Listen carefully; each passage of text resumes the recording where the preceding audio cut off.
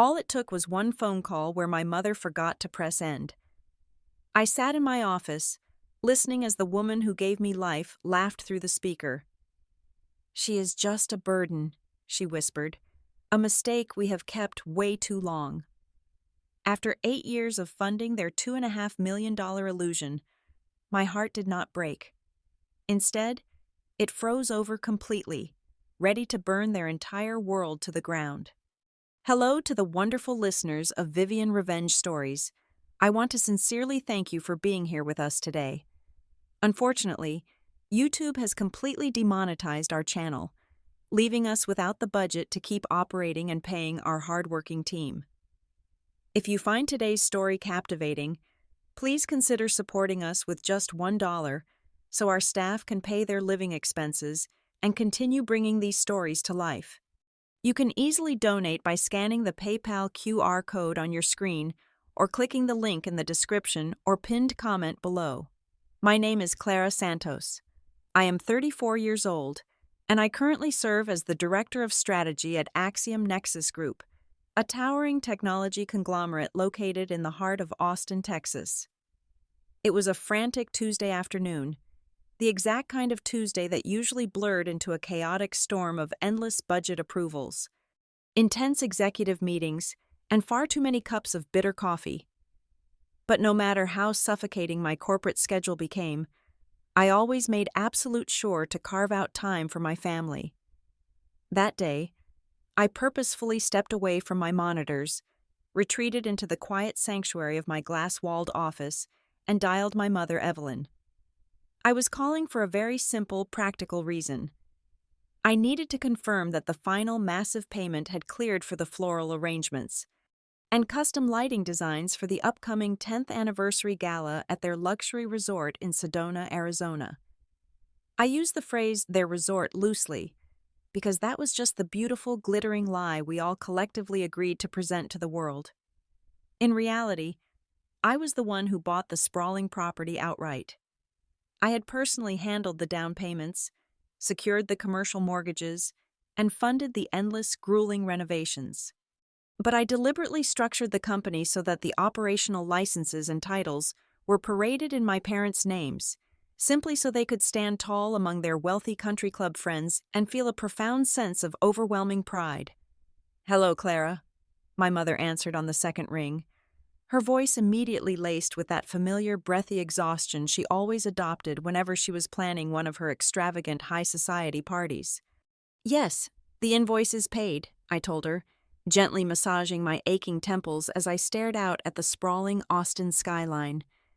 "The decorators should begin setting up the main hall by Thursday morning." "Oh, wonderful," she replied, though she sounded entirely distracted. "Hold on. I cannot find my reading glasses. The luxury caterer just sent over the revised appetizer menu." Through the receiver, I heard the distinct, sharp clack of her expensive smartphone being placed face down on the kitchen island. It was a heavy slab of imported Italian marble, a gorgeous countertop I had specifically purchased and flown in for her kitchen remodel just 2 years ago. I sat there in my office, waiting for the line to disconnect. I waited for that familiar electronic beep signaling the end of the call. But it never came. My mother, in her frantic rush to review her party menu, had forgotten to press the red button to end the connection. Through the tiny, muffled opening of the phone's microphone, the ambient sounds of my childhood home slowly filtered right into my silent, sterile office. I could hear the sharp clinking of ice swirling in a crystal cocktail glass. Then, a new voice pierced through the faint static. It was my younger sister, Isabella. She was 26 years old, vibrantly beautiful, and perpetually unemployed by her own deliberate choice. "Is Clara actually coming on Saturday?"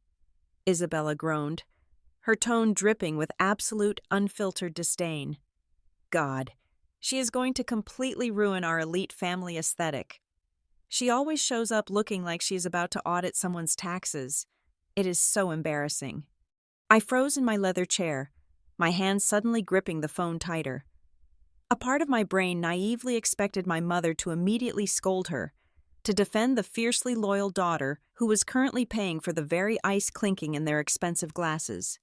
Instead, a deep, booming laugh joined the conversation. It was Arthur, my father. "Let her be," he scoffed, his voice laced with casual cruelty. "She only knows work. She is pathetically dull, but at least she pays the bills." My breath hitched, catching painfully in my throat. I sat perfectly still, my eyes locked blindly on the muted financial broadcasts playing on the television across my office. Then, Evelyn spoke again. My mother. The woman whose fleeting approval I had desperately spent my entire adult life trying to secure. She laughed, letting out a cold, sharp sound that I had never ever heard directed at me before. "She is just a burden," my mother stated, her voice crystal clear and utterly devoid of any maternal affection. "A mistake we kept way too long. Once this anniversary gala is over, we need to sit her down. We have to find a way to make her transfer the entire property deed over to Isabella. It is the only way to secure our actual future." Total, deafening silence fell over my office. The bustling city of Austin kept moving outside my window, thousands of cars crawling along the sun-baked highway, entirely oblivious to the fact that my entire emotional universe had just violently collapsed inward. I did not shed a single tear. There was no dramatic sobbing, no hyperventilating, no screaming into the receiver to demand an explanation. Instead, a terrifying, absolute stillness washed over my entire body. An icy, highly calculating clarity flooded my veins, instantly freezing over the blind, pathetic filial piety I had faithfully harbored for 8 long years. I did not hang up the phone. I slowly reached across my desk, tapped my computer keyboard, and silently hit the record button. I sat there as the digital recorder captured every single word echoing from the marble kitchen counter. My finger hovered over the red glowing button on my computer screen, silently archiving the absolute betrayal. My mother and father were not just passively complaining about my existence, they were actively plotting against me. A new, much darker layer of the conversation unfolded. I heard my father mention a man named Harrison, a sleazy estate lawyer they had apparently been retaining in secret for the past 3 months. They were paying him exorbitant hourly fees using the very corporate account I funded, explicitly tasking him to hunt for any hidden legal loopholes in my original purchasing contracts. Their ultimate goal was to forcibly invalidate my ownership of the Sedona property and transfer the entire estate into an irrevocable trust controlled entirely by Isabella. The audio file saved with a quiet click. I finally severed the connection. Later that evening, I sat alone in the stark darkness of my downtown Austin apartment. The only illumination came from the harsh blue glare of 3 wide computer monitors. I did not pour a glass of wine. I did not call a friend to vent or cry. I opened a blank master spreadsheet, pulled up 9 different banking portals, and initiated a ruthless, microscopic audit of my own life. For nearly a decade, I had operated under the delusion of familial duty. Tonight, I was looking at the raw, undeniable mathematics of my exploitation. I pulled the articles of incorporation, the vendor contracts, and the liability waivers. I spent 6 straight hours sitting in the exact same position, tracing the routing numbers like a forensic investigator dissecting a complex crime scene. Row by row, year by year, I meticulously tracked every single wire transfer, every cleared check, and every credit card statement dating back to the winter of 2016. The final summation blinked at the bottom of the screen. $2,487,612. Let us call it an even $2.5 million, poured directly into the bottomless pit of my parents' vanity project. The numbers told a story far more brutal than my mother's cruel words. I examined the construction overhead first. Hundreds of thousands of dollars had been funneled into imported fixtures, infinity pools, and custom spa pavilions, so my parents could play the roles of wealthy hoteliers. Then came the operational black cards. I had issued them 2 unrestricted corporate cards, strictly for resort maintenance and payroll. Instead, the transaction history read like a diary of absolute gluttony. There were charges for $30,000 first-class flights to Milan, $50,000 bespoke jewelry purchases, and ridiculous country club initiation fees. I even cross-referenced the so-called emergency maintenance bills my mother had claimed were necessary due to a burst pipe last winter. The money had not gone to a plumbing company. It had been wired directly to an elite cosmetic surgery clinic in Beverly Hills. But the most agonizing discovery lay hidden in the shadow accounts. For years, I believed I was covering routine marketing expenses for the resort. By checking the vendor tax identification numbers, I uncovered the truth. I had been blindly paying off massive underground gambling debts accumulated by Isabella. Over $400,000 had been funneled to offshore casinos and private poker rooms to keep her pristine reputation intact, all while she actively mocked my wardrobe and my work ethic. Then, I clicked on my father's supplementary credit file. A recurring monthly auto draft caught my eye. It was a lease payment for a staggering $4,500 a month. I opened a new tab and searched the local Sedona luxury lifestyle magazines. There it was, a full-page spread featuring my father, leaning smugly against a brand-new slate-gray Aston Martin supercar. The printed headline read, "Arthur Santos, the self-made titan enjoying the fruits of his labor." He had used my credit line to finance a $250,000 vehicle, parading it around the desert as a trophy of his imaginary business acumen. A bitter, hollow laugh escaped my lips. I looked down at my own bank statements. My personal checking account was painfully lean. I had spent the last 8 years living on a suffocatingly strict personal budget. I drove a reliable 6-year-old sedan. I ate cheap takeout on Tuesday nights and canceled my own vacations, constantly terrified that the resort might experience a slow tourist season. I had lived in a constant state of financial anxiety, meticulously hoarding cash reserves just to ensure my family would never have to worry about missing a payroll cycle. I was not a daughter. I was a host organism. I was nothing more than a living, breathing trust fund for 3 parasites wearing designer clothing. The spreadsheet stared back at me, a digital monument to my own misplaced loyalty. But the grief had completely evaporated, replaced by a cold, industrial fury. If they wanted to view me merely as a financial asset, then they were about to experience exactly how a ruthless corporate executive handles a hostile takeover. I decided in that silent room that I would not simply cut off their allowance. That would be far too merciful. They worshipped their high society facade. They prayed at the altar of public perception. Therefore, I was going to systematically dismantle their entire empire, rip the very floorboards from beneath their expensive shoes, and leave them absolutely bankrupt in front of the exact people they were trying to impress. Wednesday morning arrived with brilliant Texas sunshine. I walked into the Axiom Nexus Group headquarters precisely at 8 o'clock. To my assistants and colleagues passing by in the glass corridors, I was the absolute picture of corporate stability. I wore my tailored charcoal suit, grabbed my usual black coffee from the executive lounge, and nodded politely at the security guards. I was completely, terrifyingly serene. But beneath that polished, professional exterior, I had already initiated a war. By 9:30 in the morning, the heavy oak doors of my private soundproof conference room clicked shut. I did not invite my usual corporate strategy team. Instead, sitting across from me was a specialized team of 3 private attorneys from the most ruthless commercial litigation firm in Austin. They were led by a man named Vance.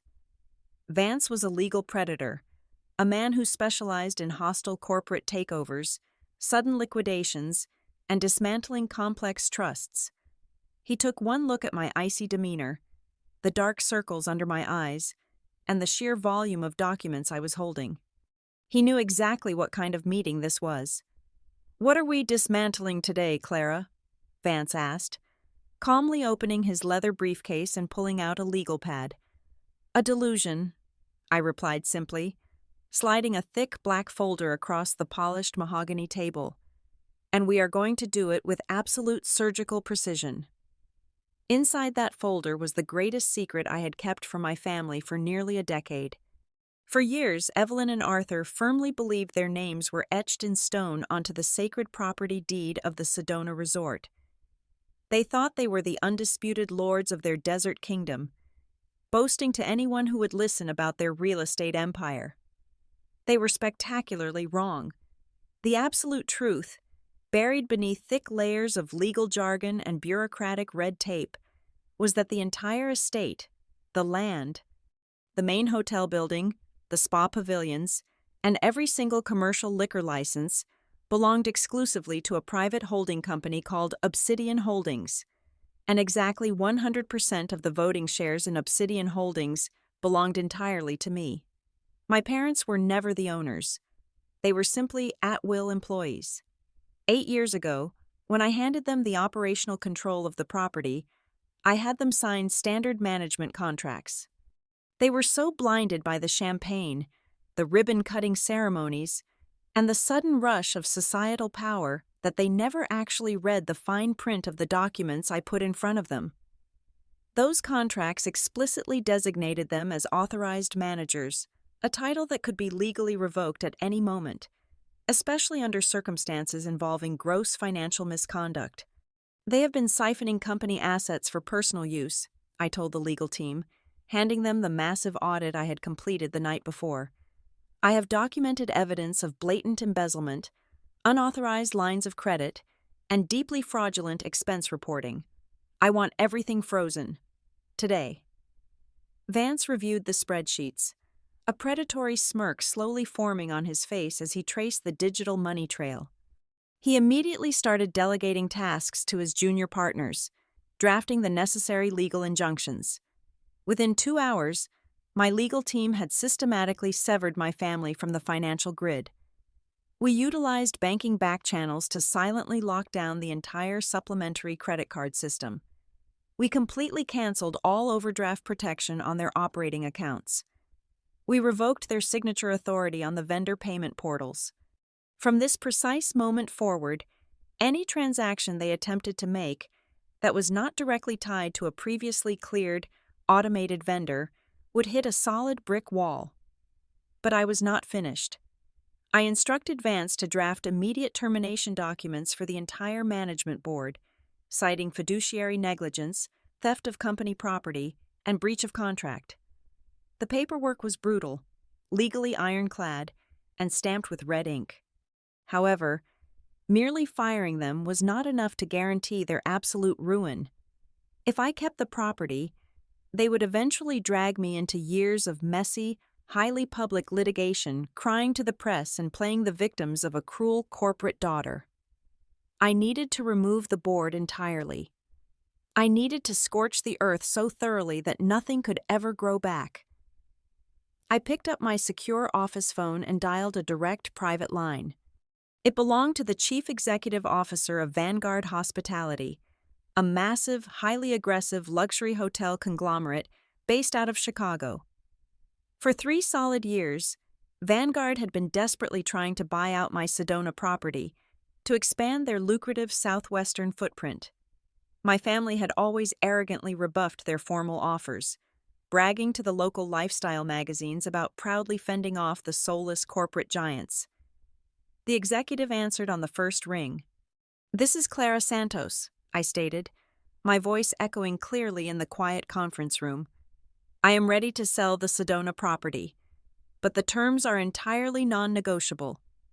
You get the land, the buildings, the staff contracts, and the entire brand recognition.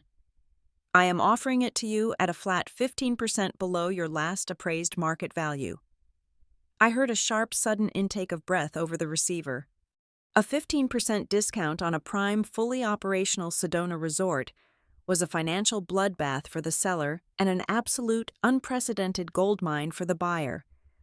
It was the kind of deal that made careers. "What is the catch, Clara?" the executive asked cautiously, clearly suspicious of the massive discount. "The catch is speed," I replied, leaning forward in my ergonomic chair. "I want the preliminary contract signed today.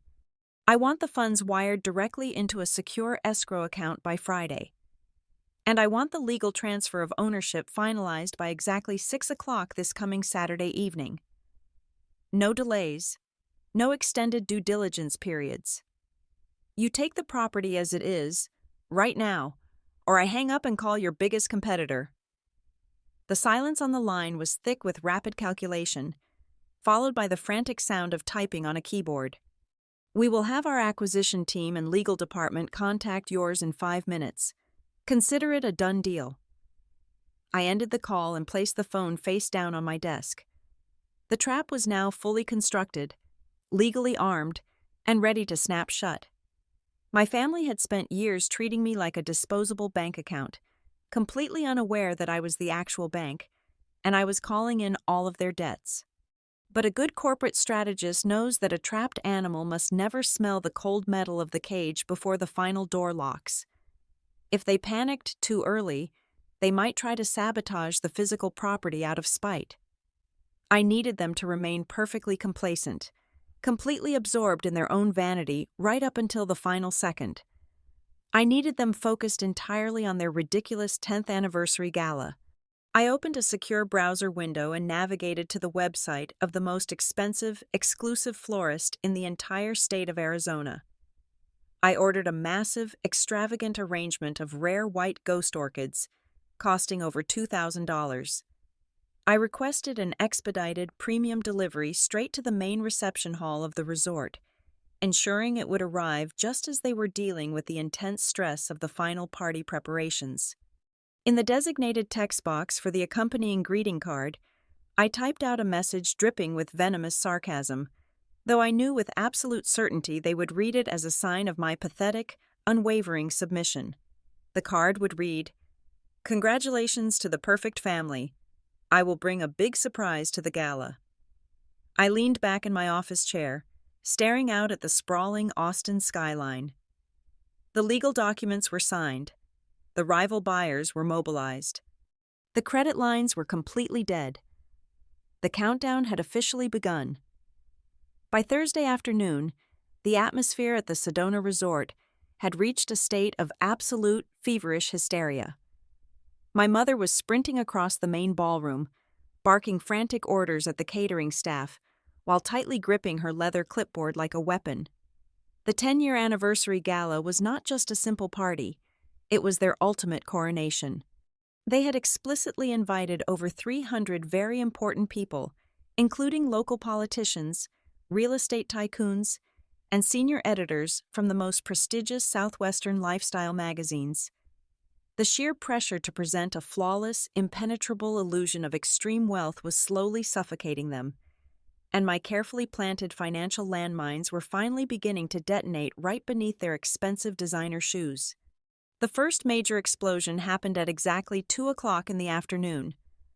The lead contractor for the custom audiovisual and lighting team approached my mother, politely but firmly requesting the final payment before his crew hoisted the massive crystal chandeliers into the vaulted ceiling. Evelyn, dripping in false upper-class charm, confidently handed him her platinum corporate card. She expected the transaction to take less than 5 seconds. Instead, the small payment terminal flashed a harsh, glaring red screen. It was declined. The contractor ran it a second time, assuming it was a mere glitch. It was declined again. Evelyn's overly maintained face flushed a deep, furious crimson. She snatched the plastic card back, her voice turning shrill as she loudly blamed the bank for their utter incompetence, claiming it was just an overly sensitive fraud protection trigger. She arrogantly promised to wire the funds by the end of the day, completely unaware that her financial life support had already been permanently unplugged. Meanwhile, exactly 5 miles away at the exclusive Red Rock Country Club, my father was experiencing his own spectacular, highly public downfall. Arthur had just finished playing 18 holes of golf with the local mayor and two prominent business owners. He strolled confidently out to the valet stand, tossing a $20 bill to the attendant, ready to slip into his beloved slate-gray supercar. Instead, he found a massive rusted tow truck actively backing up to his pristine front bumper. Arthur sprinted across the pavement, screaming at the repo men, desperately waving his keys and threatening them with massive lawsuits. The head driver barely even looked at him. He simply handed Arthur a printed repossession order, loudly stating in front of the mayor and several gaping country club members that the primary account holder had officially terminated the lease agreement due to severe default. My father was left standing in his expensive golf shoes, his face pale, choking on the desert dust as his ultimate status symbol was dragged ruthlessly down the highway. The panic set in like a highly contagious virus. Back at the resort, Evelyn and Arthur barricaded themselves inside the manager's office. They were terrified. The bank was completely refusing their calls, routing them to automated systems. Every single supplementary card they owned was entirely useless. Yet their massive, fragile egos absolutely forbade them from admitting the truth to the staff or their friends. Canceling the gala was entirely out of the question. It would be social suicide in their elite circles. So they did what desperate, prideful people always do. They began making frantic, hushed phone calls to their wealthy acquaintances, begging for massive, short-term personal loans. They smoothly framed it as a temporary liquidity issue, a minor clerical error at their primary bank that would be sorted out by Monday. They successfully borrowed tens of thousands of dollars from their friends, digging their financial graves even deeper just to pay the furious lighting crew and the waiting florists. While my family was drowning in an ocean of pure, unadulterated panic, I was sitting comfortably in my climate-controlled office in Austin. The corporate air conditioning hummed softly. I slowly sipped a hot, perfectly brewed, dark roast coffee. My smartphone buzzed aggressively on my desk, dancing across the polished wood grain. I picked it up to find a massive wall of text messages from my sister, Isabella. She was entirely unhinged. She aggressively demanded that I immediately wire $100,000 into her personal account to handle what she vaguely described as a massive, unexpected public relations crisis. She typed in all capital letters, claiming the caterers were threatening a walkout, accusing me of purposely ignoring her calls, and threatening to permanently ban me from the VIP section of the gala if I did not comply within 10 minutes. I did not feel a single ounce of guilt. I did not feel the familiar heavy knot of anxiety that used to paralyze me whenever my family demanded money. Instead, I felt an incredible, overwhelming sense of liberation. I read through every single one of her frantic, entitled demands, absorbing their desperation. Then, with a calm, steady finger, I simply double-tapped her final message, leaving a tiny dismissive thumbs-up emoji indicating the message was seen. I set the phone face down, turned back to my quarterly corporate financial reports, and let their entire world burn. Saturday evening arrived, draped in the velvet darkness of the desert sky. The main ballroom of the resort was a masterclass in absolute, excessive indulgence.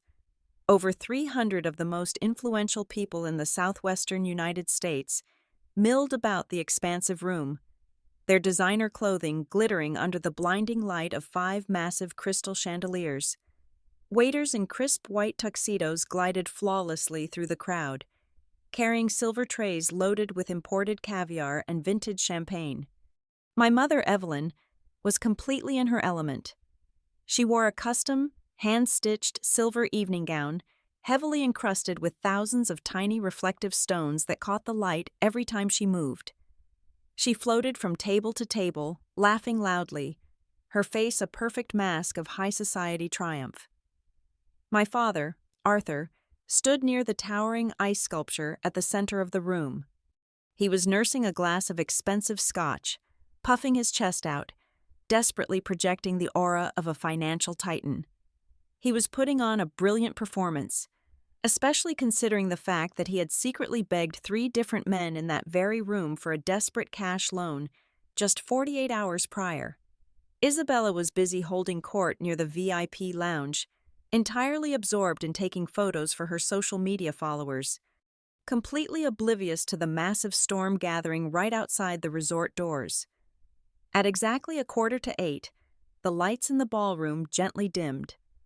A single dramatic spotlight illuminated the grand marble stage at the front of the room. Evelyn gracefully ascended the steps, taking the microphone from the event coordinator. She smiled, a practiced, camera-ready expression, and looked out over the sea of wealthy faces. "Thank you all so much for joining us tonight," Evelyn began, her voice dripping with fake humility. 10 years ago, Arthur and I looked at this barren stretch of red dirt and saw a vision.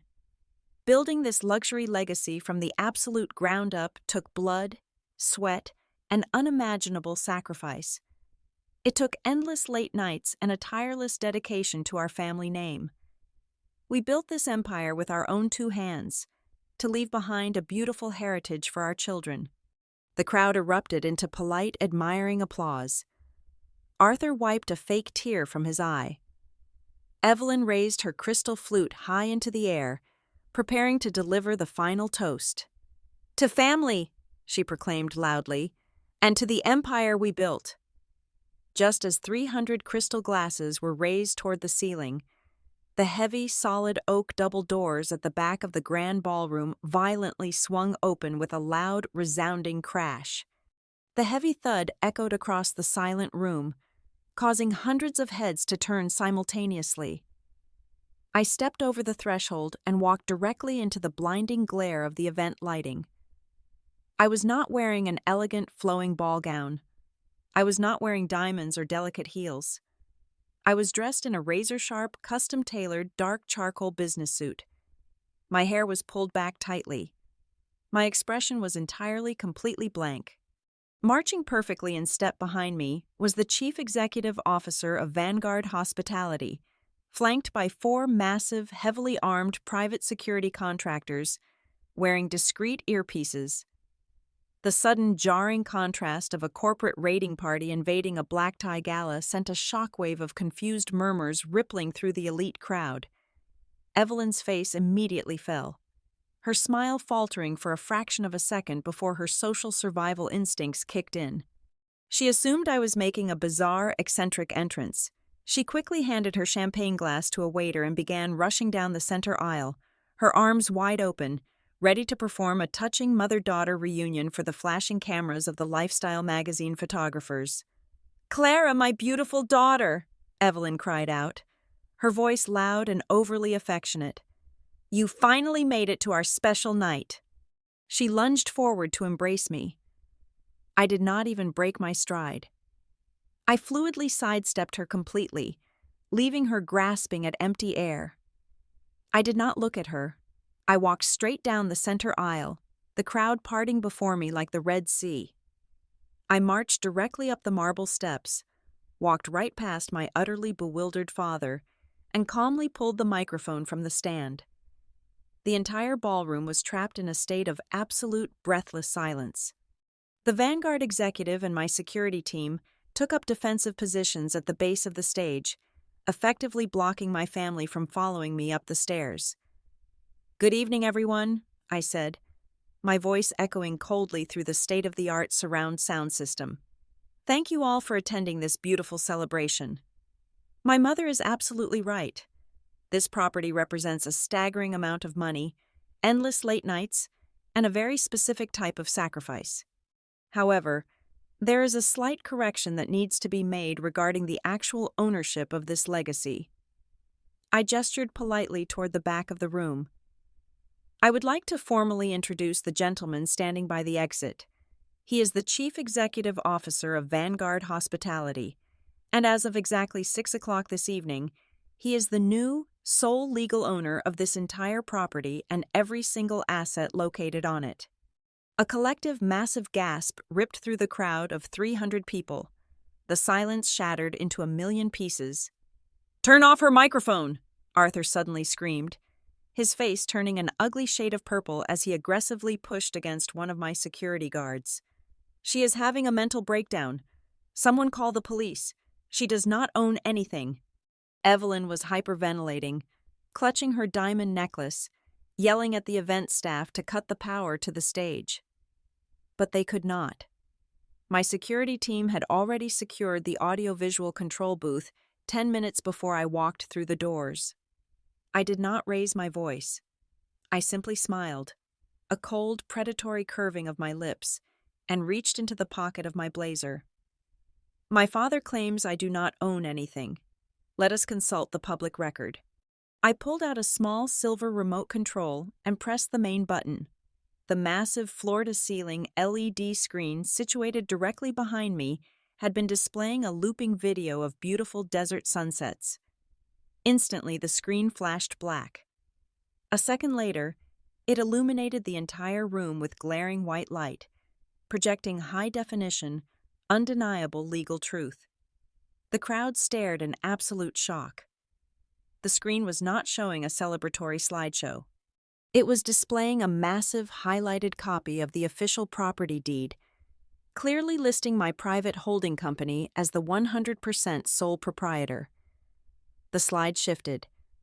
It displayed the expedited contract of sale, complete with the Vanguard corporate seal and a digital timestamp from 2 hours ago. Then, the screen shifted a final time. It displayed 3 separate corporate termination notices. They were addressed to Evelyn, Arthur, and Isabella. Across the top of the documents, stamped in bright, aggressive red ink, were the explicit reasons for their immediate firing: gross financial misconduct, corporate embezzlement, and unauthorized diversion of company funds. The ballroom exploded into absolute chaos. Local politicians began quickly backing away toward the exits, desperately trying to distance themselves from the unfolding scandal. High society gossips immediately pulled out their phones, snapping dozens of photos of the giant screen. Isabella was shrieking near the bar, hiding her face behind her expensive designer clutch. "You vindictive, ungrateful little wretch!" Evelyn shrieked, entirely abandoning her refined aristocratic persona. Her voice was shrill, ugly, and desperate as she pointed a shaking finger at me. "After everything we did for you, after we brought you into this world, we are your family." I looked down at her from the stage. She was practically vibrating with rage, her fake empire burning to the ground right in front of her eyes. "Family," I repeated, the word tasting like ash in my mouth. "Yes, let us talk about family." I reached into my pocket one last time and pulled out a small black USB drive. I handed it to the technician standing beside me. He plugged it directly into the master soundboard. "Play it," I ordered. The giant speakers positioned around the ballroom suddenly crackled to life. The ambient noise of the crowd instantly died down as a sharp, familiar voice echoed off the crystal chandeliers. It was the exact recording from Tuesday afternoon. "She is just a burden," Evelyn's cold, cruel voice blasted at maximum volume, raining down on the 300 VIP guests. "A mistake we kept way too long. Once this anniversary gala is over, we need to sit her down. We have to find a way to make her transfer the entire property deed over to Isabella." The recording looped. It played a second time, then a third. The destruction was absolute. There was no spinning this. There was no public relations firm in the world that could erase the sound of a mother plotting to rob her own daughter, broadcasted live to every single influential person in their social circle. The wealthy friends who had loaned them money just hours before were now staring at my parents with raw, undisguised disgust. Evelyn collapsed onto her knees right there on the expensive carpet, the heavy crystals on her dress dragging her down, her face buried in her hands. Arthur stood entirely frozen, his mouth hanging open, utterly defeated. I set the microphone down gently on the wooden podium. I did not say another word. I turned my back on the ruins of their lives, walked down the side steps of the stage, and calmly exited the ballroom through the kitchen doors. leaving them to drown in the shallow, pathetic world they had created. I walked out into the cool desert night, leaving the stifling heat of the ballroom behind. Even as the heavy doors swung shut, I could still faintly hear Isabella screaming my name in absolute raw panic, her voice mingling with the shocked, buzzing whispers of the elite crowd. I stepped into my waiting car and rode to the airport without looking back a single time. When I finally returned to my apartment in Austin the next morning, I braced myself for the heavy, suffocating wave of guilt that usually followed any argument with my family. But it never came. Instead, I lay down on my bed and fell into the deepest, most profound sleep I had experienced in 8 long years. I woke up hours later to a beautifully silent room. There was no lingering dread in my chest. There was no anxiety over incoming texts demanding emergency cash transfers or furious voicemails about unpaid luxury bills. There was only a clean, vast quiet. The aftermath in Sedona was swift and absolutely brutal. The new management team from Vanguard Hospitality gave my family exactly 48 hours to pack their personal belongings and vacate the premises entirely. Stripped of my financial backing and buried under sudden massive debts from their last-minute party loans, they had no choice but to move into a cramped, run-down rental apartment on the far outskirts of the city. Their wealthy country club friends instantly cut all ties, terrified of being associated with a public fraud scandal. In a final desperate attempt to salvage her shattered reputation, Isabella took to social media, posting tearful videos claiming I had stolen their legacy in a fit of jealous rage. But her victim narrative was crushed almost instantly. Several of the very important guests who had been present at the gala uploaded clear cell phone videos of my presentation, complete with the damning audio recording of my mother calling me a mistake. The internet showed them zero mercy.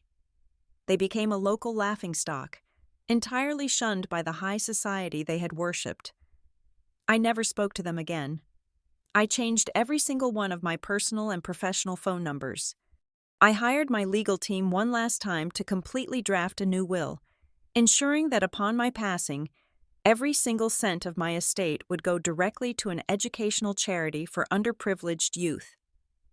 I methodically erased every physical and digital trace of connection to the people who happened to share my blood. A few weeks later, I stood by the floor-to-ceiling windows of my office at Axiom Nexus Group, holding a warm cup of coffee and watching the morning sun rise over the busy Austin skyline. I realized then that my actions were never truly about revenge. Walking away was simply the most honest lesson I could teach people who had fatally confused my kindness with their inherent right to ownership. My mother had called me a burden. She had called me a mistake. But as I looked out at the brilliant, boundless city before me, I knew the absolute truth. Their terrible mistake had ultimately become my greatest, most beautiful liberation. Thank you so much for taking the time to listen to my story today.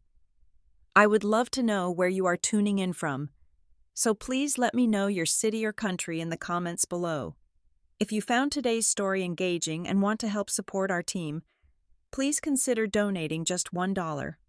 Your kindness allows us to pay our hardworking staff so they can feed their families and continue creating better, high-quality stories for you.